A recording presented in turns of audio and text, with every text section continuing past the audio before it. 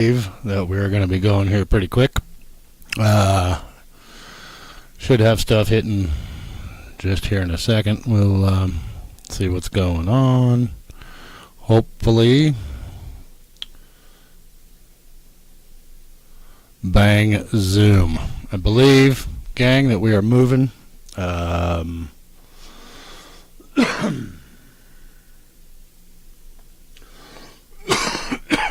right. Well, I think we're ready. Let's see. According to Rumble, we're on. All right. Sounds like we're ready to go. So here we are, Monday night. All right. Well, I believe that we're going to... So, probably got to turn the monitor down. All right. Monitor's off. We're ready for the show. All right. Monday night. Welcome back to the channel, guys. If it's your first time, thanks for coming by and checking us out. High Desert Music Channel. This is our Monday night show. Generally, this is a practice thing. You know, we're going to talk about practice. We're going to... what methods, what worked this week, what didn't work this week. That's kind of what the practice shows are about. Turning on the phone here like usual. Bang, zoom. There you go. That way I get at least one one YouTube viewer. So anyway, this week, you know, it wasn't the worst week, wasn't the best week. I was able to get in a pretty decent amount of practice with some chord work, as I talk about every week. I'm sure you guys are getting tired of hearing about that one. But as it's important to my progression, it's going to continue to come up for a little while. So anyway, practice this week was a whole lot of MIDI work again. Kind of talked about that, you know, that I made some progress and was moving forward, and I still am, don't get me wrong. I think that some of the progress that I'm coming up with now and what I'm really figuring out, the free software they give you, it really only goes so far. There's a lot of sequences in there, there's a lot of programs already in, a lot of kits, drum kits, 808 kits, blah blah blah. So, you know, I have kind of waded through a lot of those and got a lot of that figured out. How to get them in and out, you know, how to navigate the software. And as I'm doing that, I'm also figuring out that there's some things, I don't know if it's my computer. I'm sure a fair bit of it is my computer and not necessarily the MPC software. I'm sure that my computer is giving me some issues because it is old. And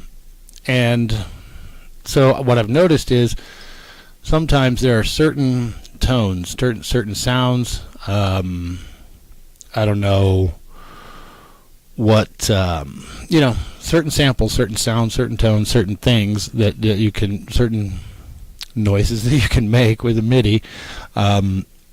And it causes like some crackling, even in headphones. And I don't know if it's that it's too much for my computer to handle too many things going on at once. Kind of what I'm wondering. So I obviously need to work through that. I don't know. We're trying out a new mic thing tonight, and so far I'm somewhat happy with it in that it keeps it off the camera better than usual, but it's kind of shitty. Not real thrilled with it. It's not going to last. I think tonight might be the only night we use it, but anyway, so the mic is a little wonky this evening. So I'm figuring that stuff out, and what I see is I can go through, obviously I've started to figure out how to get through the software and pull out the stuff that's in the sequences that I don't want. Right, so there's some stuff in there that I just don't want, you know, because it creates that weirdness in the that I, again, don't know if that's my computer, the quality of the samples, the quality of the stuff that I'm offered. I don't know.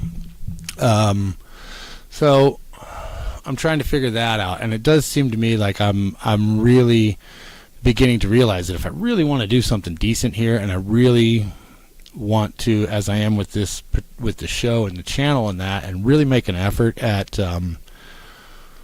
trying to make music the world for me, my life, my living, my income, I'm going to have to step up to better production software. I'm going to have to get into some of these other things that are out there, and I'm kind of looking at them. Obviously you see commercials for them all the time, especially now. I do even more so than I did in the past, not necessarily because I bought and because I own the Akai. It's because of the channel, because of the music channel and music-based nature of everything that I put up, and all of the people that I follow and that kind of thing. Those are the commercials that I'm getting now are for a lot of production software. There's all kinds of them out there. So I'm really going to have to start looking into that and seeing what's the one. Is Splice the way to go? Is output the way to go? I don't know. I'm going to have to ask around. I know a lot of the guys that I talk to about this are Apple guys, and it's not that I have some sort of an issue with Apple. Kind of I do. It seems to me that when you buy Apple stuff and you're using Apple products, it's almost like they just kind of rent it to you, because at some point they're going to say, not only do we not support this has been owned by too many people and had quote-unquote too many accounts put on it, and therefore you cannot use it at all. And if you guys remember the first couple of shows, I talked about that because that was my initial issue. So my buddies at the guitar store, the guys that really know what they're talking about, the guys that I knew who really had an idea as to how to run this software and how to work it and what to do with it. And I started talking to him about that when I first bought the Focusrite, which I bought not long before, but before I bought the MPK, the Akai. So they were all Apple guys. So I ordered an Apple computer, got it here. It took like 3 or 4 or 5 hours. It took way, way too long for some reason to even get an Apple account. Once I finally had that, then I got the computer turned on, and then, lo and behold, Apple thinks that this computer's been owned by too many people and you can't use it. And Apple support, I called Apple support. I wasn't in the mood to just put up with an email. So I called Apple support, and what I got in response was, well, you just have to wait. You give it a year, and at least one of those will drop off, and if you give it, maybe even 2. I guess it's insane. I just bought this computer. It just showed up in my mailbox yesterday, and you're telling me it's worthless. I can't even use it. And I also at that time found out then that because it was an older machine, because I didn't have a whole lot of money, and I was trying to do it on the cheap, somewhat on the cheap, buy a used computer, because it was an older machine, not only would Apple not let me use it, it wasn't new enough in their eyes to work the current editions of Logic Pro, nor would it be able to roll backwards to put an older edition on it. So it's like you guys are hamstringing me twice. So I've been told that Apple's system is really smooth and seamless and works amazingly well. I've never been an Apple guy for the reasons just like I said. Even with a Windows machine, I have a Windows computer now. And I think right around now, sometime in the very near future, the operating system that's on it will cease being, updated or supported by Microsoft. Well, I don't give a shit. I don't care. Because you know what? I can take it to a computer guy for $100, and because it's a Chromebook, there's actually hardware in there that has to be yanked out. But for $100, I can put Linux on it and it'll run just fine like a brand new machine. You can't do that with an Apple. So the reason I'm bringing all this up is to get to where I am, to get to software things. So I'm going to stick with the Mac, or I'm going to stay away from the Mac route. I'm going to stick with the PC route. Windows-based, Linux-based, I think, is what's going to happen when I do get a new computer. Instead of Windows, it'll be Linux. But most of these OBS, most of these DAWs, they all work on Linux. Anyway, so I'm seeing all this software, and I got to start wading through it and really try to figure out what. Hello, thank you for coming to watch. So I do need to figure out which one I want to try. And I the thing is, I don't necessarily want to try a whole bunch and gump. That's another part of this too. Do I want to wait on that and really moreover just kind of learn more music theory and more of how to build a song while I have the cheaper computer and the not so great software, and at some point in the near future when I buy another computer, then move uphill? Or do I try to move uphill now and dump as much off of this computer as I can? I don't know. That's kind of that's kind of where I am with that one. I'm thinking that one through. I don't know what to do. It's not like the bank account is telling me I can do whatever I want right now anyway. Fortunately, I'm going to have some amount of time before I really have to make a call on this one. Just a second here, guys. Let me move a couple things around. I turned the fan off in here. I turn the fan off in here when I'm doing the show so it doesn't in the microphone. It gets a little warm and the trash can's in front of the AC vent. So anyway, that's kind of a software thing that I got to figure out. I don't know. And if you can't base it on the commercials, because all their commercials are going to make theirs look the best, obviously. That's the whole point of a fucking commercial, right? That's the point of the commercial. So it is what it is. But I have figured out that I can pull stuff out and I can get it to play cleanly with the MPC beats. And there are some of the plugins and some of those things that don't cause that problem.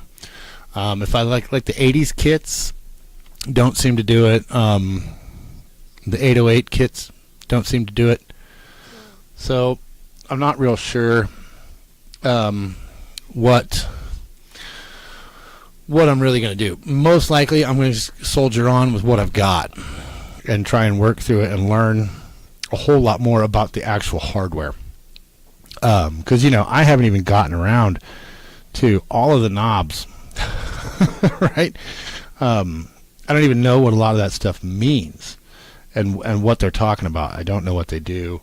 I haven't really played around with the little joystick that will change pitch and stuff like that. So there's quite a bit to do just in learning the hardware, learning how to tune the hardware in terms of getting the buttons the way I want them to act, and getting velocity correct on the keys. I'd like to adjust the velocity on the keys. I'm not really sure how to do that. I haven't adjusted on the pads, but I don't have it adjusted for the keys, and I want to get that figured out.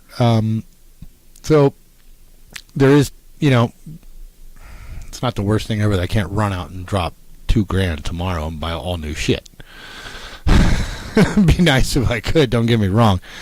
But that's not going to happen. That's not how this is going to work. So, I'm going to keep going with what I got and just try to work through it and make what I can make. And again, like I say, try to figure out some music theory from that.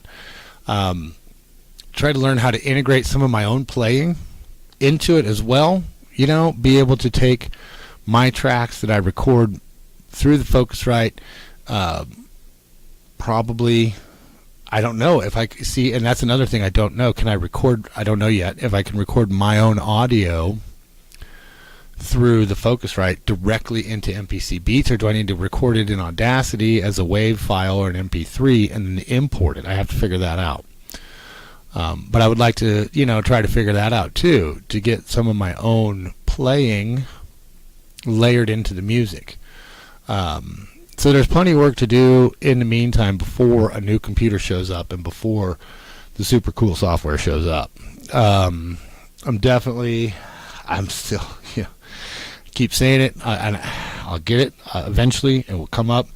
But there will be, a Patreon and a Buy Me a Coffee and all those things very soon. Hopefully by the end of the week, by Friday's show, hopefully we'll have all that done. I just didn't get around to it today. I had a couple other things going. So hopefully I can get that. That kind of a thing is, I hate sounding like that. I hate even having to ask for support and assistance and help to do this. But hey, it would be super cool if anybody out in the audience, wanted to throw $100 $50, $10, $5, $1 my way to help me keep this going, buy the new computer and the new software so we can really get into stuff. So kind of have been thinking about that in terms of the Wednesday night episodes. I know this is not necessarily practice, but the Wednesday night episode, I'm thinking that I kind of like this new setup here that we've got, and I think I can get a good camera angle to really see what's going on and watch what I'm doing, and maybe just record. At least a week or two of it is going to be a lot of MIDI stuff, because that's what's really up front and in my main focus right now, along with the playing and the practice, but I think that may be what Wednesday shows are going to be one static camera until I get the second camera figured out, and one static camera, and just kind of watch me working on the MIDI and hear me talk and not necessarily see me looking at the camera. I don't know how well that'll work.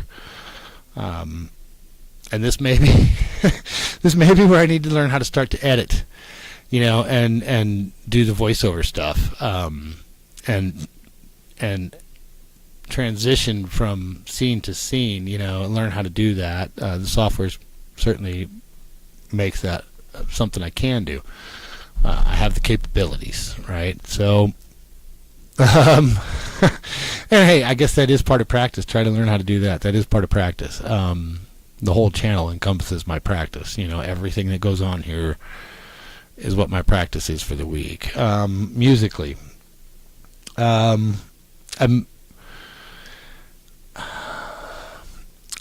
did make some progress on a full-on memorization of Never Gonna Give You Up. I'm getting a little bit closer with being able to play that with nothing to help me.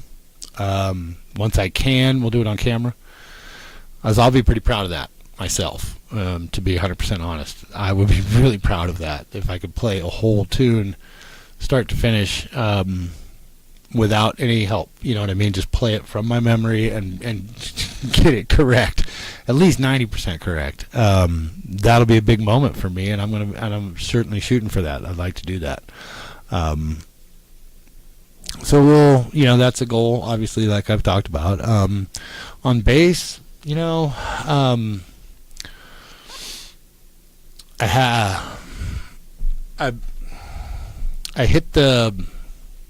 I'm figuring out the ending of one a little better. It's getting a little smoother. I have come to realize that it's a lot easier to play that tune on an electric bass on the Stealth, the Schecter, than it is on the Fender here behind me. I like the way it sounds on the Fender. It's just as harder to play. It's a little bit easier on an electric. The palm muting is easier on an electric. You can get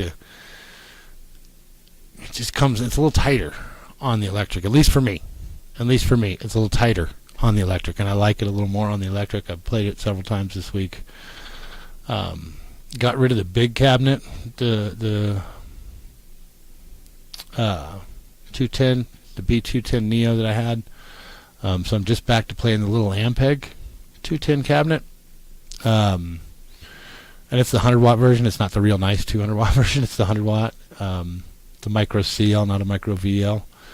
But I'm really actually, I'm a fan. Okay, this is practice related, but kind of not. But anyway, at this point, does that really matter? I mean, kind of just do all these shows all week long, just to kind of talk about anything and everything music related. I don't know that they need a specific topic at any given time.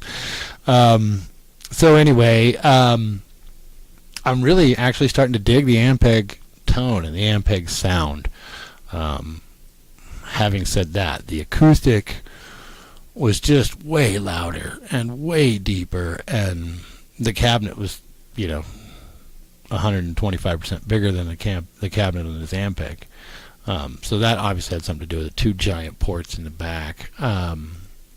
But I really like the acoustic sound, the tone that you get from an acoustic bass amp. I mean, I had some of you guys may have known, I don't know how much of that I covered, but at one point I had a B25 and a B100. and I love that B100. Don't get me wrong. That,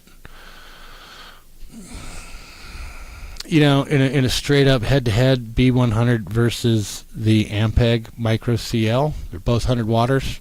That's a tough call. The B100, the acoustic B100, is just as loud. It's a little deeper voiced, you know. But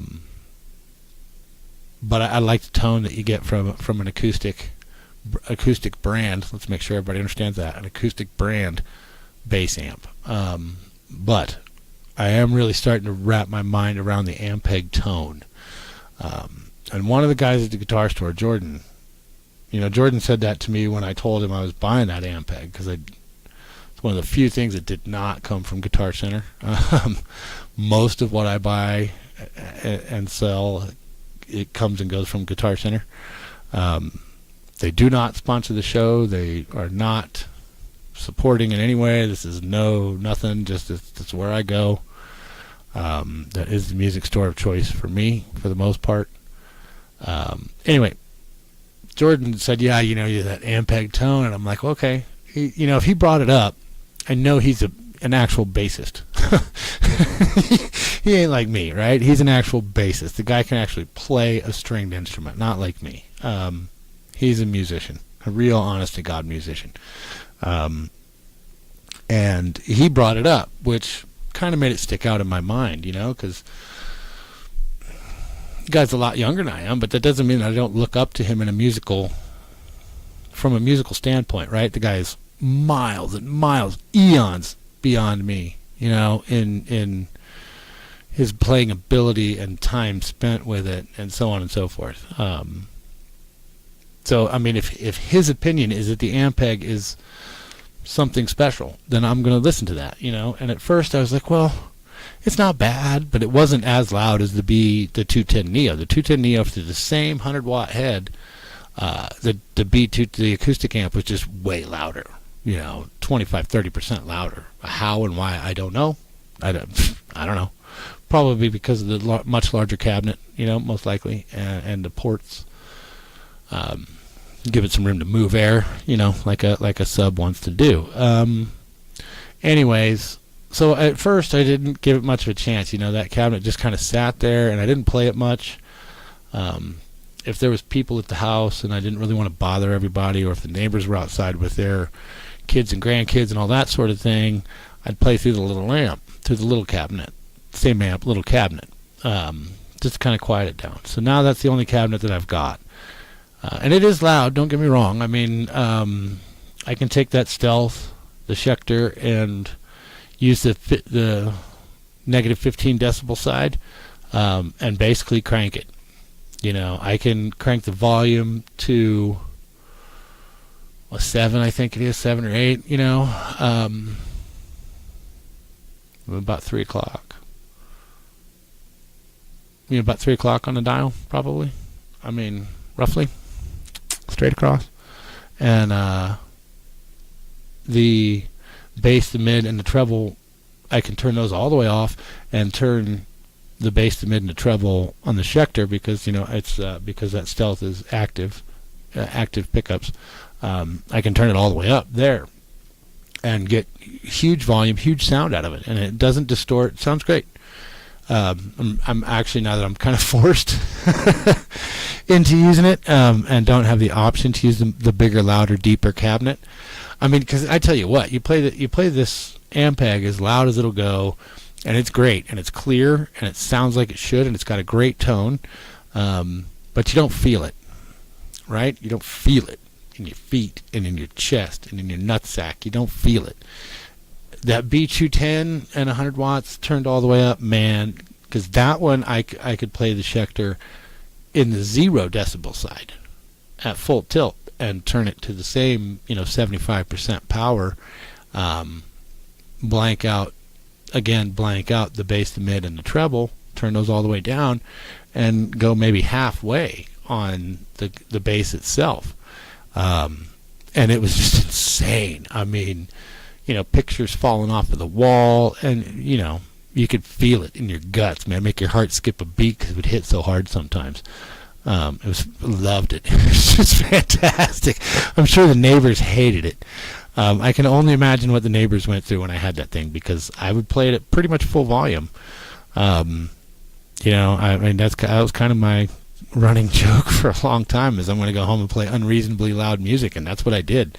I'd stand in this bedroom, and I mean, I'm not really exaggerating when I would say I would play at 90 to 100 decibels at, small venue levels. My backup tracks are coming through a Spark cabinet, so that's 140 watt, 10 inch, and it can get pretty loud. That Spark cab gets awful loud, and the Ampeg through either cabinet would keep up with it. Could play that loud and drown it out. I mean, the acoustic cabinet would drown it out. Just stomp all over it. So now, anyways, I'm liking that Ampeg tone, but the original reason, it's easier to play one on an electric than it is on acoustic, at least sort of. It sounds a little better. But playing it on the acoustic forces you to play a little cleaner and pay a lot more attention to where your fingers are landing, so that you don't get the fret buzz and the sometimes bad sound that you can get from an acoustic if you're not in the exact right spot. So it's got its ups and its downs, right? But I'll try to get that one recorded, because I know I don't have a video of that one. And I'm going to look in again to some of this copyright stuff and see exactly what I can and can't get away with. Because I really don't know. I really honestly have no idea what I'm allowed to do, what I'm not allowed to do when it comes to backing tracks and music like that. I mean, I watch Snapchat videos and some of these other channels, these other places, not necessarily YouTube channels, which is why I'm concerned, or why at least I'm thinking about it and trying not to do it wrong. But I mean, I've seen a lot of other videos where you can clearly hear the real track behind it, the original recording artist's track and somebody doing their thing. Now granted, if it's fair use because you're changing it in some way, okay. So does that make me playing a backing track on Musician, produced by Musician, and me playing over the top of it, does that fall into the category of I've changed it enough and made it my own enough? I don't know. Part of me just says, dude, record a video with the backing track loud enough for me to play better, number one. But along with that, perhaps loud enough for you guys to hear. If I can I'm going to try it. I'm going to put one up and let it go and see what they do, and see if it gets flagged, if it gets pulled, because that'll answer some questions. Obviously none of my stuff is making any money right now. I'm so far away from monetization, it's insane. We did go up this week. We went down to 61 and back up to 63 subscribers on YouTube anyway. We have 4 on Rumble. 4 subscribers on Rumble. So to those folks, thank you so much. All 67 of you. I really do appreciate it. And please, again, share the show with anybody you can think of that might want to hear anything at all about music. If you got people, for that matter, in your contact list that aren't going to get all bent out of shape because you sent them some crazy link, share the show. Just whether they come and watch it or not, it does me good to have the show being shared. At least that tells YouTube and Rumble that somebody might want to see this, that someone thought it was good enough to share to their friend or their family member, and that helps. That's the kind of stuff that beats the algorithm. And unfortunately, that's how this works. This is all about the algorithm. I mean, I seriously, I never would I expect to come up with 100,000 viewers, 50,000 viewers, nothing. I don't expect that at all. I just couldn't fathom such a thing. But I have to believe that there's 4,000 or 5,000 people out there in the whole planet of 8 billion folks that are a little later in the world, been around a few more days, been breathing a little bit longer than some folks, and are just now getting around to learning, or aren't quite there yet, haven't quite made that decision that they want to jump in and learn. That's the whole point of the channel, and that's why I would like for you guys to share this around, because certainly there's a few thousand people out there that just want to watch this. And that's the goal, helping people. That's entirely the point of the channel. Get people fired up about learning music, about playing music, about seeing that, hey, this idiot on YouTube has got it halfway figured out, and he's at least continuing to try, not falling victim to the crazy shit, and he's just going to keep continuing to soldiering on and making it happen because he made the decision to do so. That's what I want to show.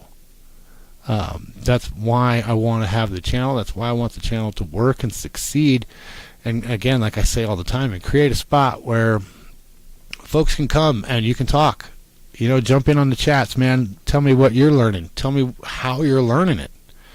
What techniques are you learning? I mean, this is theoretically the practice show. And I know last week I talked big cash money shit about having a plan of attack, and following that plan this week with my practice. That didn't happen.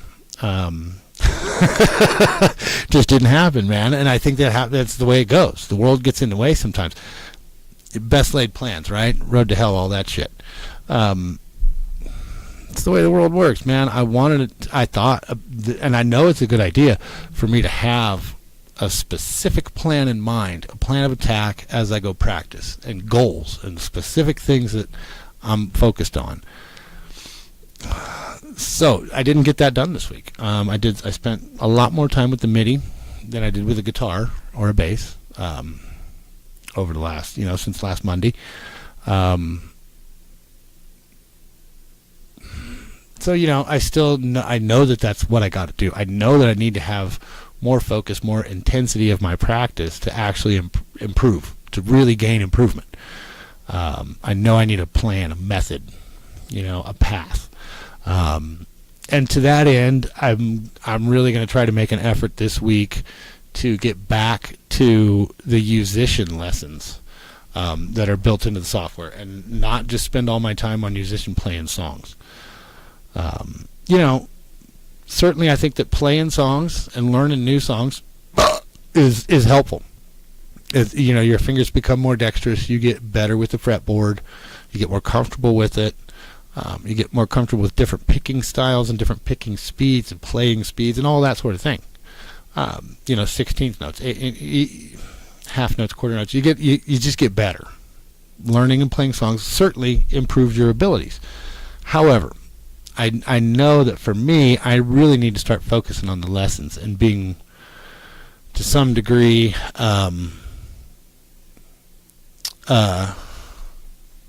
forced, kinda, so to speak, to beat, quote unquote, beat the game, so to speak, right, and move forward and pass that level, pass that class. I know they're here. I got sidetracked tonight. They are here. For those of you that are curious, I know out there in TV land, you guys are always concerned about the studio audience and their tacos. Tonight we went back to ground beef. They got the shrimp the other night. They got shrimp Friday night. So we can't do that shit every show. But they are here. How are you guys? Everybody having fun tonight? See, they're here. They're not hollering at us. I think the light's broken over there tonight. I'll have to look into that. It seems like I can see them over there, but I don't think the light's lighting up when I hit the button. So I'll fix that. We'll take care of that by Wednesday. Obviously, it's a technical difficulty that I got to fix. But they are here. Welcome to the show, guys. Thank you so much. Anyway, so I know I need to go back to that, and I need to pay more attention to the actual lessons. I've had to forego in-person lessons for a while. I don't know for how long, but for some period of time. So in lieu of that, I'm really going to start to focus and pay a whole lot more attention to the musician lessons, and try to progress that way and try to move forward that way with some of how some of what I'm learning and some of my abilities. Again, like I said, playing new tunes is certainly helpful, and just playing songs, period, and getting your hands to where you don't have to watch them so much. And I've been pretty happy with that over the last couple of 3 weeks. Like I said, since I did that, since we worked on the Fender, that one show, that's been 3 or 4 weeks ago now that I did that Fender, the Fender pickup in that acoustic on a Wednesday show. Since then, I've been a lot more into the guitar. I've played it a lot more, almost every day since then. I think I've only missed a couple of days since then. And that's been super helpful. Obviously, just the time with it moves things forward. The chords have come a long way, but I've picked up 2 or 3 new songs on the guitar, and I realized the last one that I started playing yesterday. I played it once or twice yesterday. Played a couple times today. It's another Spanish tune. Same guy that does the Spanish bass song that I played, La Camisa Negra. Same guy, Juanes, I guess is pretty sure. Anyway, the first time through it, wow, didn't have a whole lot of problems. Did pretty well on it the first time I ever saw it. It's not a real fast song. It doesn't move super quick, and it doesn't have crazy jumps up and down the fretboard. They're pretty standard. It kind of repeats a few times. There's a couple of spots in it, So I was pretty happy with that. That was one of those things that just made me realize, man, it is coming together. It is getting there. It is getting better. My hand, I don't have to think about it as much. I can just, it's coming more and more natural to me, right? And that's the time invested. That's the practice from playing tunes all the time. But I do need to do more of the chord trainers, more of their lessons, because I'm certain that their lessons have to the lessons that I've taken through musician up to this point, which I think I'm at level 4 on the guitar and level 5 on the bass, and about 2/3 of the way through level 4 on the guitar. They've certainly been helpful. So obviously the next 6 levels that are left after this, 6 or 10, whatever there is, they're going to be helpful. And I need to, if I really want to produce results and actually truly up my playing ability and quality of play, I got to do these. I really need to focus on these classes, especially, as I said, without in-person lessons for a while. So that's kind of what practice is going to be in the upcoming week, and that's going to be the plan that I'm laying out, as opposed to trying to think one up. That's going to be the plan. Try to get through at least one musician lesson a day. And usually those are like 6 parts. And if you catch on to it and it's a natural thing for you, I know I can blow through those. One lesson a day is not so bad. It's about an hour and a half. If I'm struggling, it might take me 2 days. You might have to work on it that hour and a half that night and not quite be there. And you either stay awake and keep doing it, or come back and try to finish it out the next morning or something. You know what I mean? So that's where we're going to go. That's going to be the new thing for a while, is going through these musician classes and banging them out and picking up everything that I can, so that when I do come back, hopefully sooner than later, to in-person lessons, I can walk back in and be a level or 2 or 3 better than I was when I walked out, and be more prepared and be able to take the knowledge that Ross has even further than I can right now. So, there is a plan, there is an idea, there are some goals in mind, at least in terms of instrument practice. With the other stuff, with the MIDI, like I said, I'm going to, in the time between now and whenever I can, get a new computer and the software bundle that I need to have. That's probably, a better software bundle. Let's just say that. A better software bundle. between now and whenever that comes to fruition is going to be a lot of just learning this hardware. You know, like I said, I mean, you got some of these things as division, latch, swing, mode, octave, sync, and a plus minus. I don't know what those knobs do. I don't really know what they mean. So I obviously need to figure that out, right? And I mean, if you look at all of the keys, have something written on them, you know, above the key. And a lot of these, there's a latch, order, include, exclude, up, down, all kinds of labels above the keys that obviously mean they can do some other function when it's in the correct settings. I don't know what those are. I have no clue. And, you know, as I kind of talked about a few days, one of the other times I talked about this crazy machine, I'm old. I'm old school Gen X style. I want a book. I'd much rather have a stack of paper stapled together that I can read than trying to look through a page on a website and then have to close, you know, minimize that one and open it. You know what I mean? Like, it's just so much easier to have it in a book. But the world doesn't operate that way anymore. So I'm gonna have to figure out. I want to figure out this, and so that's going to be the goal and the focus and the plan, so to speak, on the Akai, the MPK, is really figure out the hardware itself, how to adjust it, how to get it set where I want in terms of velocity with the keys, learn what the knobs and the switches and everything does. You know, some of them are pretty obvious. Octave up, octave down. Well, that's pretty obvious. Tempo on, up, you know, tap for tempo, speed changes on, off, for an arpeggiator.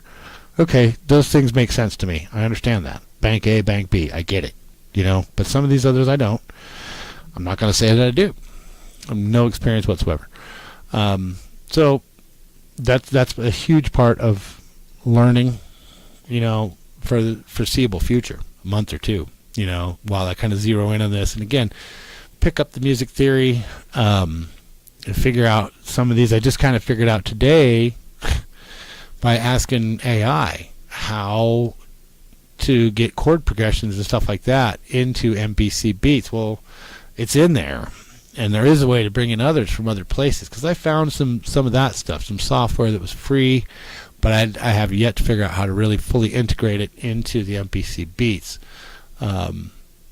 So that's something that's going to be worked on as well. In terms of musically and instruments for practice, again, it's going to be a whole lot of the musician classes and lessons. But aside from that, continuing to focus on playing the same song 47 times a day if I can, and memorize one or two tunes on a bass and one or two tunes on a guitar that I can play forward to back, you know, front to back, with no help, with no backing, no nothing, just play it. Sit down and play it. That has been my overall goal with my guitar and with my bass playing. That was lesson number one with Ross months and months, you know, whatever, 7 months ago, 7 months ago, whatever it was.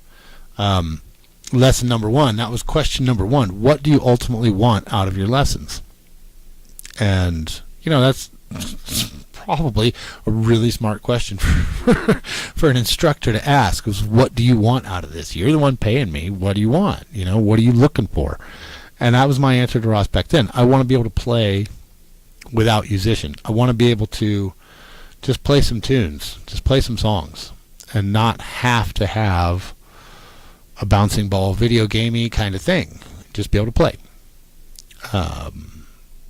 So that's always been the overall goal, and I can see the first parts of that, right? I can see the first inklings of that coming to fruition and being able to actually do that and have the very minimum amount of that goal met, you know. And that the goal won't change. Don't misunderstand. When I say I'm going to memorize a tune, especially on a guitar, I am most likely talking about it'll be a full version of the song, but I'm still talking about a beginner's lower intermediate level of the song. So the goal will remain once that happens. What I'm trying to get at is by saying the first inklings of that goal being met. If I can do that with, let's say, a level 3 of whatever the song is, and play it by memory without musician, and get it correct. Play it with Spotify, whatever. Play it with Spotify as the backing track. Play it, or just play it, whatever. But not have to follow the bouncing ball to play it. When I get to that level at number 3, at a level 3, when I can do that repeatedly, 3, 4, 5 times, anytime I want. Well, the next goal, the next part of that goal, if you want to call it a different goal, call it a different goal. I don't care. The next level of that goal then will be to do a level 6 of the same song, anytime I want, without much or any mistakes. Now the bass tunes, it's going to be a little different. With the bass, I have kind of already made it clear in my own mind. I don't play any of the lower too many versions of these songs. I try to play. So like when you look at musician, if you've ever seen it, you'll understand. If you haven't, you might get it. You might kind of catch on to what I'm saying. You might not. So like in the bass version of musician, it'll say main bass line, original bass line, full bass line. There's a few labels like that come next to the number. So I read that more so than the number. And I've gotten myself to a point now on the bass and with musician that I generally don't play them unless they are main or full original, the harder versions. Even if it is, for example, Get Down On It, Kool and the Gang. It's a fun song to play. It's wildly simple. The original bass line that they play in the song, the hardest possible copy, the hardest possible version of the song to play and play it correctly is a level 4, and it's just super easy. But then you could play, a Leonard Skinner tune, and level 4 is main, and there's still 3 levels above you before you get to original. And there's a lot of extra stuff in there. So I don't go by the numbers as much in the bass. The bass numbers, in terms of the level of the song, don't matter as much to me as they do in guitar. So with the bass, anyway, I'm already kind of, like I say, trying to play main and original full bass lines only anyway. But that's what I'm going to memorize, is the whole, hopefully original, real, true time version of the song. That's the plan. But that'll be the same too, is once I learn it at one spot, then if I learn the main bass line and can play it from memory anytime I want, then the next portion of the goal is to play the original bass line from memory. So it looks like most likely I will figure out and get musician paid for again when it comes up in a couple months. I think I'm going to just go ahead and pay for another year of it. I see that over the last year, the $150 that I gave for musician was probably some of the best, most well spent that was certainly some of the most well spent $150 I've ever had. Most useful money I've ever spent. So it's certainly worth it to me to do it again, and just to be able to continue, even if I wasn't going to take the classes, just to have the songs, to learn and try to memorize from them. Is okay. That's worth $150 to me. And I don't know, if you guys out there come across this video and you have a different app that you're using, today I took a survey for a different one, Drumeo, Guitario, and they offered me up a free class because I took their survey about which lessons, what I'm using to learn. So I'm going to check that out and see, because maybe it's better. Maybe it's a step above the bouncing ball and you lose the video gaming nature, and maybe a year into it I need to do that. Maybe a year into playing I need to give up the ease and the simplicity of the bouncing ball version of learning. I don't know. It might be time for that. It's hard to say. We'll see. We'll see how that goes. So I mean, that's going to be practice this week. Well, I'll see about maybe trying to do some more front porch shows. I don't right now know how to get them to spread to all 3 channels. I haven't really figured that out. It doesn't, I looked at OBS on the telephone, and it seems like it doesn't work real smooth to then beam it basically from the telephone to the computer, and then to Rumble, and then out to all 3. So I don't know what I'm going to do yet with those. I mean, it wouldn't be that big of a deal to take a third of this crap out front. To move the stuff out. It is on its own little piece of workstation. I mean, I could theoretically move the setup, the rig outside, record, and do a live on all 3 channels. I'd really like to figure that out before I keep doing these, instead of just putting them up on YouTube. I mean, the reality is I could put them up just on YouTube live and then upload them to Rumble later, which isn't the worst of things to do. It's not the worst way to do it, but I would just as soon have it scheduled. Everybody, so folks know that 9 o'clock Sunday mornings live shows, or Fenders and Folgers is Wednesday mornings, or is Thursday mornings, Tuesdays and Thursdays. Tuesday morning and Thursday morning, whatever it is, and see if I can figure that one out. I don't know, and that may not last very long. I mean, there's a good chance, that I'm going to end up having to go do something at that hour and be driving to Aspen or driving to Crested Butte or something to go to work, and not be able to do front porch shows anymore. So we'll see how that goes. But I mean, yeah, we'll see how the Folgers and Fenders, if that gets to be something I can keep doing or not. I don't know. It maybe we turn that into just Saturday mornings. I don't know. We'll see. Well, I'll keep kicking that one around and thinking about it. I think it's kind of a cool idea. Not too many people watched the one that I put up the other day, and I get it. I mean, again, without being able to hear the backing tracks and stuff, it's kind of boring and shitty. There's some guy playing bad guitar, man, and bad bass that screws the songs up and doesn't play real well. So maybe we zero in on how to do that one a little better. I don't know. But anyways, you know what? We're hitting the hour mark. I guess we'll probably call that good for tonight. We're gonna go ahead and start shutting her down. I really do appreciate the 4 or 5 of you that came to watch tonight. That's pretty cool. I love it when people come and watch. Share the show all around to everybody that you possibly can think of. Give us some likes. Subscribe to the channel. Check out the videos. Leave comments, good, better, otherwise. We'd sure love to hear them. Let us know what you think. Let us know what you want to see here at High Desert Music Channel. Like I said, I will get some of that stuff set up this week and get the description and the box and all that stuff better, and try to zero in a little more on the actual show itself too, as part of my quote-unquote practice for the week. But thanks a lot, guys, for coming by. It was damn hootin' and hollering, all right, good time, huh?